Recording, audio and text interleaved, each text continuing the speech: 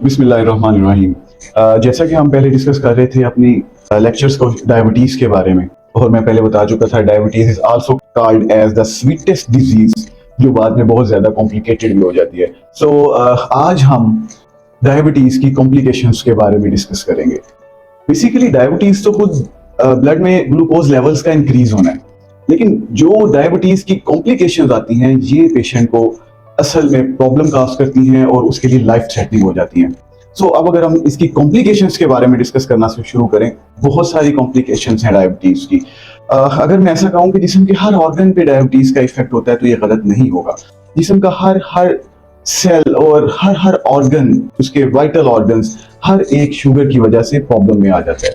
और शुरू शुरू में तो पेशेंट को पता नहीं चल पाता है कि मुझे शुगर हो गई है, क्योंकि टाइप 2 में स्लो ग्रेजुअल सा इंक्रीज हो रहा होता है और बॉडी उसके खिलाफ अपनी रेजिस्टेंस शो कर रही होती है और जिस्म में जो एनर्जी होती है उसके अगेंस्ट कंज्यूम हो रही होती है। लेकिन एट द एंड शुगर जीत जाती है और जिस्म हार जाता है, जिसकी वजह से शुगर की कॉम्प्लिकेशंस बॉडी में आना स्टार्ट होती है। So let us discuss about the complications of the diabetes.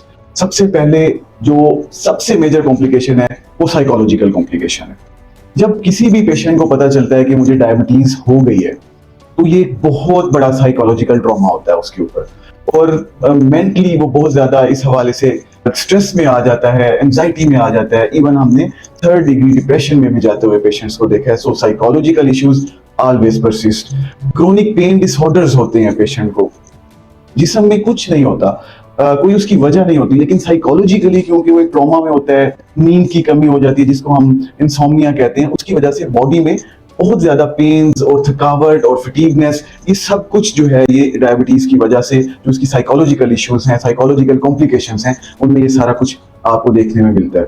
फिर मैक्रोवेस्कुलर डिसऑर्डर्स। जी, मैक्रोवेस्कुलर डिसऑर्डर्स का अगर हम बताएं तो ये खून की जो बड़ी नसें हैं उन पे जाके, जब मैंने जैसे आपको पहले बताया कि इंसुलिन रेजिस्टेंस और वो सारा फिनोमिना सेम मैकेनिज्म वही है, लेकिन मैक्रोवेस्कुलर डिसऑर्डर्स में वो खून की बड़ी शरियानों को पकड़ता है और उसकी वजह से जो कॉम्प्लिकेशंस होती हैं वो बहुत ही ज्यादा लीथल और बहुत ही ज्यादा डेंजरस हैं। उनमें जैसा कि ब्लड प्रेशर का ज्यादा होना, इसके अलावा दिल की बीमारियां जो हम सारे अपने सीबीएस के लेक्चर्स में डिस्कस कर चुके हैं, जैसे कि इस्कीमिक हार्ट डिजीज है, हार्ट अटैक, एंजाइना, और दिल के पट्टों का कमजोर होना, हाइपरट्रॉफिक कार्डियोमायोपैथीज और डिफरेंट किस्म की और दिल पे असरात आना शुरू हो जाते हैं। फिर उसके अलावा अगर यही हम ब्रेन में जाते हैं तो ब्रेन में स्ट्रोक, यादाश्त का कम हो जाना, ये भी शुगर की बहुत बड़ी कॉम्प्लिकेशंस हैं। आम पर्सन्स में, ओल्ड एजेस में अगर आपकी यादाश्त जो है कह लें कि 70% तक मेंटेन रहती है, तो डायबिटिक पेशेंट्स में वो 50% तक आ जाती है। फिर उसके अलावा जो मैक्रोवेस्कुलर डिसऑर्डर्स में प्रॉब्लम्स आते हैं वो है डायबिटिक फुट।